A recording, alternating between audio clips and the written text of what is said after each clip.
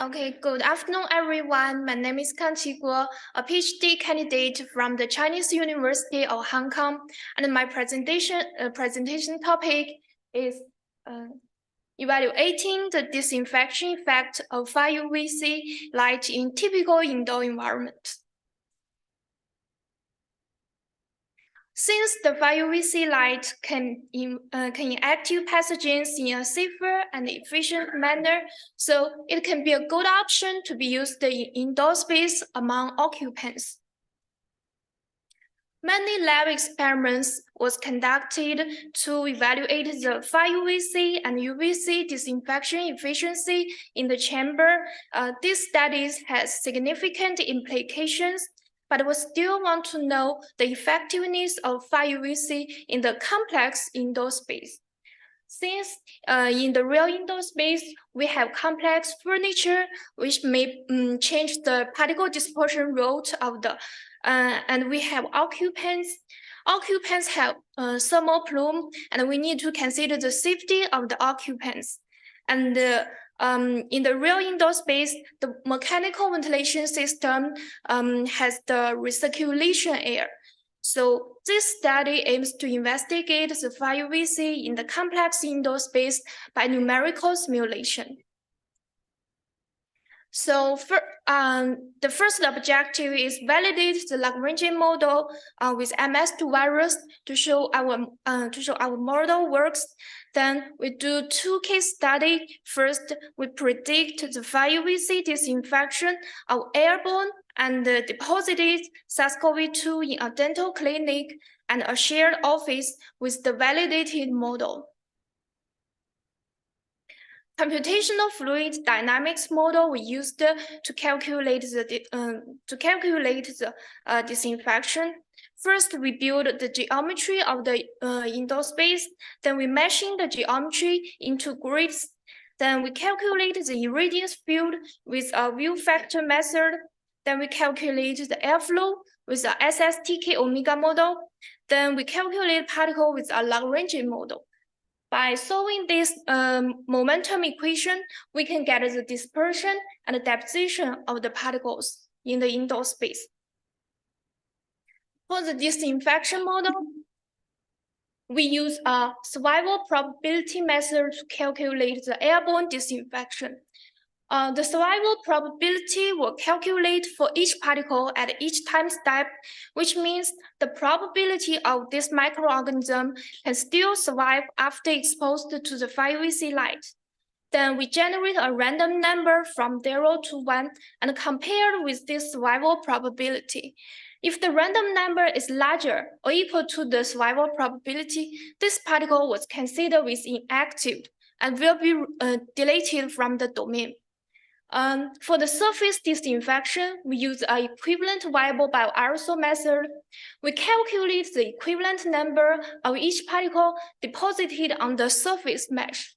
Then we add up all the equivalent number, and we can get the viable particles after Far UVC exposure. Then we do experiment to validate this Lagrangian disinfection model with MS2 virus.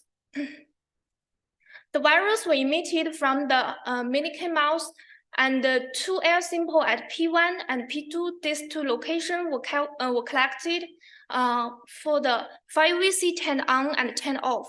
For the surface disinfection, we load the MS2 virus in 6 plates and irradiate for 50 seconds.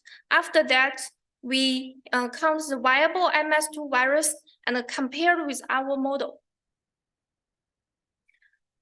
This figure shows the airborne disinfection results. The continued line are the simulation results, and these dots are our experiment. We can see the simulation results agree well with our experiment. This figure shows the surface disinfection results. The orange one are the simulation, and we can see it agree well with our experiment. After validation, we use the Lagrangian model to predict Far UVC in complex indoor environments. Since there are large number of bioaerosols generated in the dental practice, so the dentist has high risk. So we calculate the Far UVC light disinfecting SARS-CoV-2 released during ultrasonic scaling in a dental clinic. This is the geometry of the dental clinic. When Far UVC installed on the ceiling, and the inlet air velocity is 1.4 meter per second, and this is the air outlet. This is the irradiance distribution through the cut plane of the Far UVC lamp. And this figure shows the motion of the particles released during the ultrasonic scaling process. We can see the particle move upward since the momentum of the ultrasonic scaling equipment. Then with the Far UVC light turned on, we can see less viable SARS-CoV-2 particles remain in the dental clinic. This figure shows the viable SARS-CoV-2 particle in the whole room concentration and the breathing zone concentration of the dentist. We can see the red line with the Far UVC turned on about 35% and 52% decreased for the whole room and the breathing zone of the dentist. This figure shows the distribution of the particles. We can see without the Far UVC light, the particles mainly deposited on the walls and the furniture surround the index person.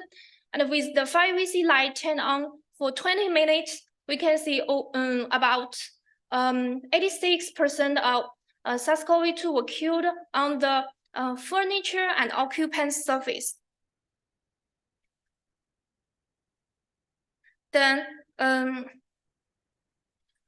shared office are the place people spend most of their time.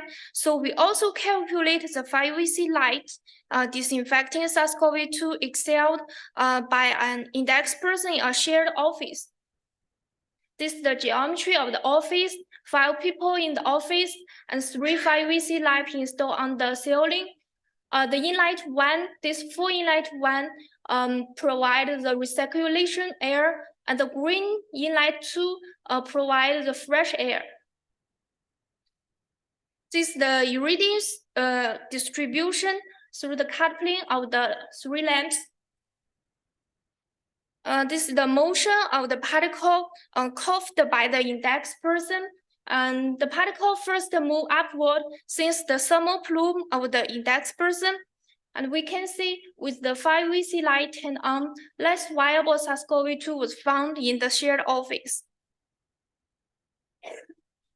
This figure shows the breathing zone concentration of the 4 people, and this figure shows the whole room concentration. The red line is the Far UVC turned on cases, and with the Far UVC, the average SARS-CoV-2 concentration decreased by 21%. The deposition the particles mainly deposit on the furniture, and these walls surround the index person. And we can see with the Far UVC turned on for 10 minutes, about 48% of viable SARS-CoV-2 particles were killed in the furniture and occupants' surface. Then in summary, the Lagrangian disinfection model will validate with MS2 virus. Then the dispersion, deposition, and the disinfection will calculate, and Far UVC can effectively disinfect both airborne and deposited SARS-CoV-2 in the dental clinic and shared office. So thank you for your listening.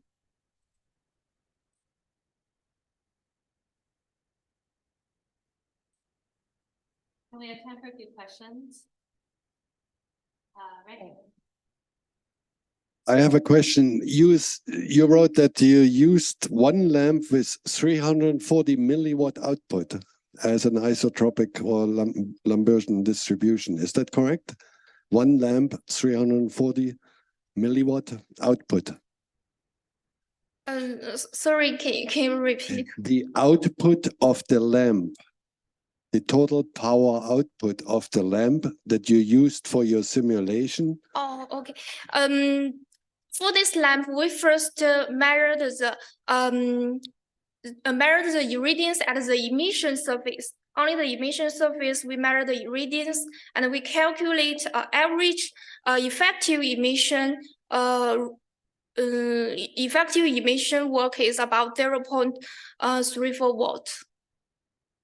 That is a very, very powerful lamp. You say you measured the output? Yes. So you put almost 1 watt of Far UVC into that room. Yes. Okay. That explains the times.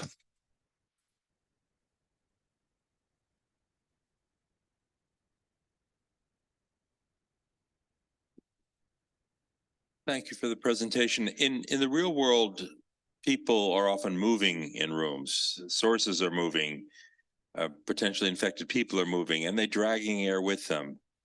How much do you think real world conditions will impact your modeling? Thank you for your question. In our modeling, since we assume the people sit here and don't move, and so the source is fixed.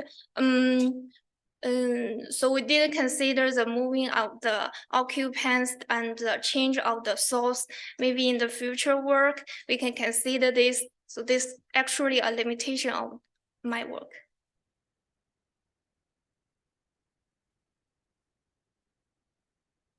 I have a question and maybe a follow-up comment based off of your answer to the question. But you said that you followed the particles, and then once the virus was inactivated, you deleted the particles, so you weren't tracking that particle any longer. Yes. And a problem I have with that is that Brownian diffusion is based off of the concentration gradient between regions. And when you inactivate a virus, it does not disappear. It's just no longer infectious.